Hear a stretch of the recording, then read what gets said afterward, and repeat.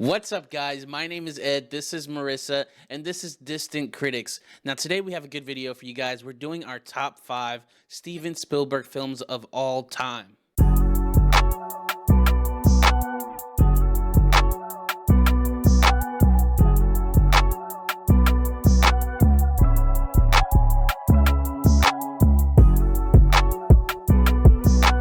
So as always, we're going to be doing it in a draft style format. So that means if Marissa picks a movie, I can't pick that from my list, and we'll just keep going back and forth till we get our top 5. With all that being said, Marissa, can you tell us a little bit about Steven Spielberg? Steven Spielberg is an American filmmaker who is a major figure of the new Hollywood era and pioneer of the modern blockbuster. His movies account for 35 Academy Awards, 22 BAFTA Awards, and 16 Golden Globe Awards. Spielberg also co-founded Amblin Entertainment and DreamWorks, and he has served as a producer for many successful films and television series. Guys, when we tell you this guy is the pioneer of film industry, he is the guy. I mean, we're not even talking about the movies that he produced, like Back to the Future, The Goonies, Forrest Gump, all those great classics. We're only going to be talking about the movies that he personally directed today. So without further ado, Marissa, as always, I'm going to let you go first. What's your number 1 pick? So my number 1 pick is E.T. the Extraterrestrial. Oh, that's yeah, of course. I had to grab that one before you grabbed that one. I love E.T. So after a gentle alien becomes stranded on Earth, he's discovered and befriended by a 10-year-old boy named Elliot. Elliot brings him to a suburban California house, and then later on he ends up falling ill, resulting in the government intervention and dire situation for both him and Elliot. Overall, E.T. is a really great movie, very family friendly. One thing that I'm obsessed with, it has my favorite actress in it, which is Drew Barrymore, and she does phenomenal as a child actress. She's the girl. Yeah, she's Gertie. I didn't know that. Okay. Yeah, she's Gertie. So Drew Barrymore in there does a great job as a child actress. The movie itself, like I said, family focused, and it's just really one of those classic movies where it makes you feel good and makes you feel like you want all aliens to look like E.T. because E.T. is just so cute and precious, and you just want to protect him at all costs. E.T. is not cute. He is ugly. He's cute. No, I mean, what a great pick, though. It's literally the logo of ambient entertainment. Like, I think that's probably his number 1 film he's ever done. So what a great pick for number 1. Myself, obviously I had that one on my list, but I'm gonna go another classic and go Jurassic Park. Oh, that's my runner-up. Yes. Oh wait, it wasn't even on your list. No, it's a runner-up. God damn, I thought I was taking that from you. All right, but yeah, I mean, Jurassic Park, it's such a super classic, a first of its time, honestly, because when the movie was first being made, they tried to do the T-Rex and all that in stop-motion animation and in animatronics, but somewhere along the lines, they had this innovative idea to actually do computer animated, what we know now as CGI, and that was the first ever glimpse of CGI in a film. So it was really cool seeing that. I guess the development of CGI in these films, I love the dinosaur aspect of the film. I don't think anyone has done dinosaur movies like Jurassic Park has done. And while I'm not a fan of the Jurassic World series, I think the original is a classic. I love all the actors in it, Jeff Goldblum, all of them. And it has that perfect amount of like fear factor in it because you have the T-Rex, but also like the wondrous world of like how cool would it be to visit a park with Jurassic dinosaurs. Yeah, that would be really cool. I feel like, I know you don't like the newer ones and stuff too, but like the little space balls that they had and were going through like the forest or jungle or whatever they had going on. Just imagine a ride like that. I think that'd be really cool. So yeah, that's gonna be my number 1, but Marissa, I want to know what your number 2 movie is. Okay, I think we both have very strong number 1s, classics, whatnot. My second one is going to have to be Saving Private Ryan. I love that film. That's on my list as well. It's on your list. Wait, Yeah. was ET on your list too? Yeah, that's on. I mean, my list is dwindling. They, yeah. Okay, so I have Saving Private Ryan. Opening with the Allied invasion of Normandy on 6 June 1944, members of the 2nd Ranger Battalion under Captain Miller fight ashore to secure a beachhead. Amidst the fighting, 2 brothers are killed in action. Earlier in New Guinea, a 3rd brother is killed in action, and their mother, Mrs. Ryan, is to receive all 3 of the grave telegrams on the same day. But then the United States Army Chief of Staff has an opportunity to alleviate some of her grief when she learns that the 4th brother, Private James Ryan, is out fighting and decides to send out 8 men to find him and bring him back home to his mother. So her grief is a little bit less, you know. Great movie. Tom Hanks, Matt Damon, Tom Sizemore, they all do a fantastic job at this movie. And this is a real life situation, because in the Navy, I don't know if you remember, we have the story on the ship. I don't remember the ship's name, and I don't remember how many brothers, but all the brothers got killed on the ship, and that's why they don't allow siblings, or they try not to allow siblings on the same ship, just to alleviate that and make sure that one family's bloodline doesn't get lost or anything like that, you know, the kids don't die and stuff. So this is a real life situation that happens, and I just think that this movie is just fantastic at showing how they go in there and try to save Matt Damon's character, Private Ryan. Yeah, I'm totally in agreement with you. I had Saving Private Ryan on my list when we did the top 5 Tom Hanks films. And I love that film. I think he does a phenomenal job. I think all the actors do. I love these set piece designs of, you know, taking us back then to that time. And like you said, the story, it's a good story. Clearly, this can happen in today's world. That's why it was a rule in the Navy when we were in. And yeah, I really do love that pick. That's a movie I could see over and over. It's a long one, but it's a really good pick. It's a good watch. Yep. For my second one, I think I'm gonna go with another classic horror film that many people know, and it's Jaws. That was on my runner-up. So Yeah. if you take any of my list, I have no more runner-ups.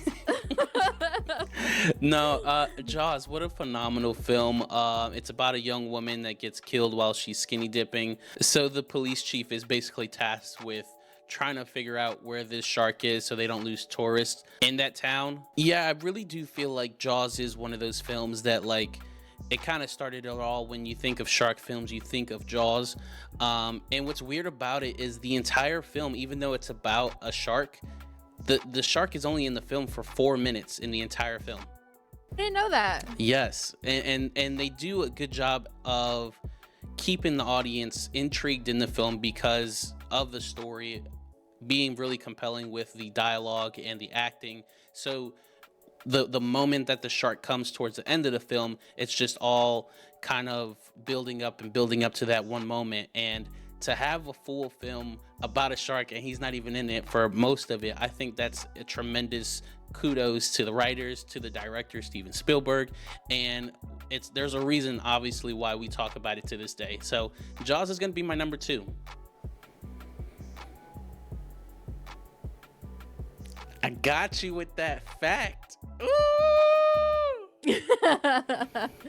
No, Jaws is a really good pick. Like I said, another classic. I did not know that the shark was only in there 4 minutes. And yet, Jaws itself, the shark, is the main character. And also credit to John Williams with the score. Like, everyone knows the dun dun dun dun dun dun dun. Like, when you think of that, you go in the swimming pool as a kid, you do the fin, of course. Yep. You know, that song, that score is just so synonymous with this film. It kind of really transcends. Yeah, sounds good to me. Transcends this film. But yeah, that's gonna be my number 2, Jaws. All right, so I have my third one, which is, I feel like it could be another classic. and I'm gonna go with good old Hook. Oh, I like that. That's on my runner-up. Go to Okay. Robin Williams. Robin Williams, R.I.P. Miss you, love you. Like I said earlier, another family forward film. Really great film. Almost all of these, not even almost all of these, they're all in my top 5. So all of them are all just great films. Robin Williams does a great adaptation as Peter Pan. I love seeing him playing that character, playing that role and whatnot. And I like to see, usually I don't like remakes. So like I originally liked the original Peter Pan. But this one just is really, really good when it came to how he was shown in, like, what I think of it as like civilian life. He was a lawyer and whatnot, and then how he goes into the other, realm as Peter Pan, and how he's trying to, try to save his children and whatnot. So overall, great film, must watch. Yeah, Robin Williams. Robin Williams, he's the MVP of this movie. I love the live action adaptation aspect to it. And to me, this movie is very much nostalgia. It's my childhood. I loved as a kid seeing all the Wonderland kids and stuff like that. Just like I wanted to be one of those. I think I was that for Halloween one time. But yeah, a phenomenal pick. I had that on my list as well. So, rest in peace, Robin Williams. Great pick, Marissa, for Hook. I like that one. Thank you. Yep. So my third one, I'm gonna go another serious film, and I'm going Schindler's List. Oh, that one was on my list, and then I ended up taking it off my list. Okay. Yeah. But that is such a good film. Yes. I think the first time I saw that, it might have been like our social studies class in high school or something like that. But Liam Neeson in this movie, it's basically about the Holocaust and the horrors of it behind it. But I think the humanity aspect that Steven Spielberg brings out in that film really does show. I feel like the writing of it really, it encapsulates that time. It captures something that's so horrible, but then turns into something that's beautiful by telling its story. And you know what's crazy is I love the film aspect wise. I love the black and white, and then you see the red elements in there. You see the coat, and it just gives that so much more power in those moments of the film.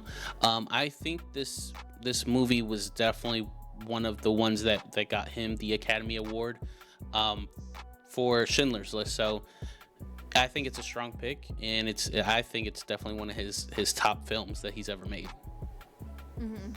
I think that's a really, really good film. I think the Holocaust Museum in DC, they actually deem this movie as the most accurate Holocaust representation. That's a good museum. Yeah, I like that one. But yeah, I totally agree with you. But I want to know what your fourth pick is. My fourth pick is, I've noticed Tom Hanks plays in a lot of his films, Steven Spielberg's films, if you've noticed. What I'm gonna have to choose is The Terminal. Oh man, I love that film so much. And I wanted to get it before you got it because I know that you like that film, and I think we brought that up in Tom Hanks before. I think you said that film in our Tom Hanks video. Yep, that was my runner-up on this list, but I love that film. Please tell the people what the film's about. So Victor reaches JFK Airport from a politically unstable country. Due to the collapse of his government, his papers are no longer valid in the airport, and hence he is forced to stay in the airport until the war cools down. He makes the airport his home and develops a friendship with the people who work there until he can leave.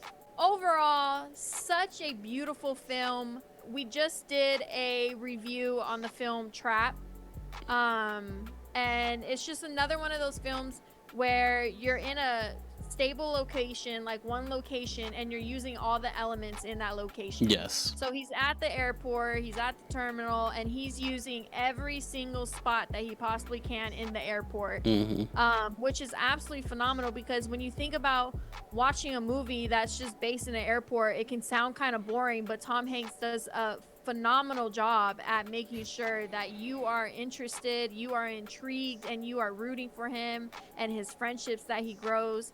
Such a cute, like, lovey type story too, like what he does and how he gets around. Just such a beautiful film that everyone should watch. Like I said, it keeps you on your toes, it keeps you intrigued, it keeps you invested. Such a good movie, and that's The Terminal. Yeah, I love that film. Definitely one of my top Tom Hanks films of all time. And like you said, they used all the elements of everything in the airport to perfection. Even going in the food court and even in the construction zone that, like, you know, all airports always have some type of construction, and he goes in there as well. And like you said, the friendships, there's some love elements in this film and romance. And I don't know, there's a lot of like deep emotion elements in this film that you just wouldn't expect.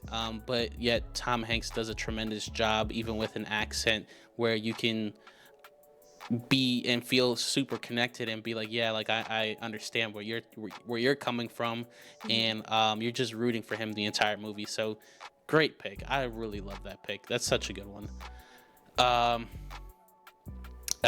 See, now I'm struggling because it's not the fact that I'm running out of movies. It's just like it's getting so hard to leave movies off the list because they're all so good. But I think I'm gonna go with Indiana Jones, Raiders of the Lost Ark. Okay. Yeah, another. Why? Tell us why. Another classic one, obviously. I do love Harrison Ford in that film. This was like peak Steven Spielberg era once again. And I just love the adventure aspects to this. The stunts in this film, the humor, just the all-around adventure aspects of the film. I really love all that stuff, going through the jungle and trying to find this thing, and then the traps are coming out of nowhere. There's just so many elements to the film where, like, I when I look at these films, I'm always reminded of the time period that they came out in as well. And all these things are not CGI. They had to literally hand make all these contraptions and things that are chasing after them to make it really feel like you're in that environment. And they do such a tremendous job in this film with the set designs, again with the score, just everything about Indiana Jones, specifically this one, which I think is the best out of all of them.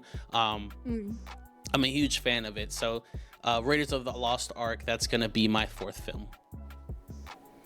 Okay, that's a good film. Like I said, sticking with classics and whatnot. I am going to, for my fifth and final, I'm getting away from the classics and doing something newer, and I'm choosing Ready Player One. Ooh, see, that's a good one too. So, in the year 2045, the real world is a harsh place. The only time Wade Watts truly feels alive is when he escapes to the Oasis, which is an immersive virtual universe where most of humanity spends their days. In the Oasis, you can go anywhere, do anything, be anyone, and the only limits are your own imagination. So it's just about them going and trying to find these three keys and whatnot, so they can go ahead and see who's going to be in charge of the Oasis after that. This movie, the reason why I chose this movie is because we have VR and we have all that, which takes you to like another realm and stuff. I haven't personally done like the Oculus or anything like that, so I may be speaking to existence right now, like people probably already do this, but Ready Player One is something that I think would be so cool for all of us to do. Like, to go into an Oasis. I want full thing where I have the treadmill and I can walk and I can grab things and I can do this, and I'm in a whole nother world.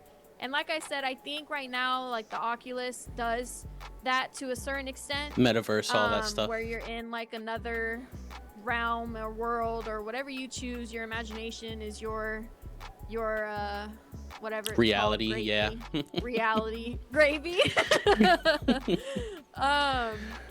But I just think that this movie just really showcases that our imagination can run wild, and our imagination can show us like what we would want to do and how we would want to do it. And the Oasis, being in the Oasis and watching them do these challenges and stuff, is just something that you can just see yourself, like put yourself in your own shoes and see yourself doing. And that's why I really, really love this movie.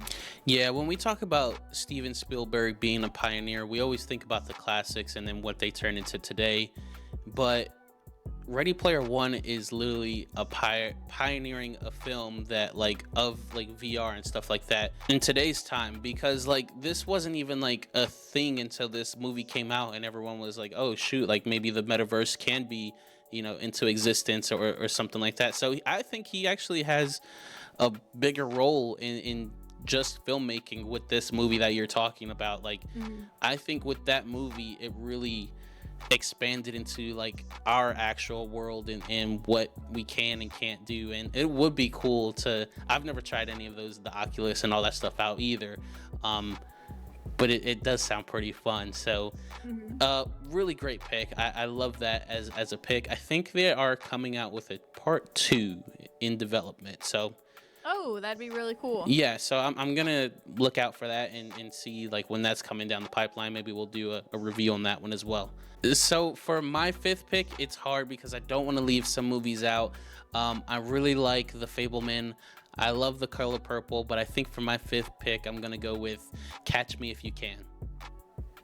Okay, that's a good one. Yeah, and that's another one with Tom Hanks in it. We got Leonardo DiCaprio as well, where he is this kind of con artist, and Tom Hanks is the police or FBI agent, just chasing after him the entire time. And just the I don't know, the elements that Leonardo DiCaprio comes up with of how to get away every single time. When Tom Hanks thinks he's one step closer, Leonardo is 2 steps ahead. And I just love that cat and mouse game. It's a really fun watch. And another one that I think you could easily pop it on today, and regardless if it was made 20 years ago, I think a lot of people will still enjoy this film. I think you're absolutely right. I can definitely watch it again, and I would still enjoy it. So it's a good film. Okay, so let's remind everyone what we had on our list. So you had E.T., Saving Private Ryan, Hook, Terminal, and Ready Player One. I had Jurassic Park, Jaws, Schindler's List, Indiana Jones, Raiders of the Lost Ark, and Catch Me If You Can. Marissa, who do you think had the better list? I'm gonna shout out my mom because I think she does this on purpose. But every time we come to these lists, she always chooses your list. So we just need more people in the comments to go ahead and start choosing lists, because I need my list out there. Hey, okay, I'm getting a little desperate. Your mom has wonderful choice. I appreciate you, Madre. But it's really hard to honestly pick between all these movies. Steven Spielberg has so many incredible films that I think both of our lists really have some strong hitters. But regardless of all that, we want to know what you guys have to say about which list is better. Do you like Marissa's list or mine? Which person has the better top 5 Steven Spielberg movies of all time list? Whatever your answer is, leave them in the comments down below. And if you have any other list that you want us to review, please leave a comment down below so we can turn your idea into reality. And thank you guys so much for joining us today on Distant Critics. Thanks.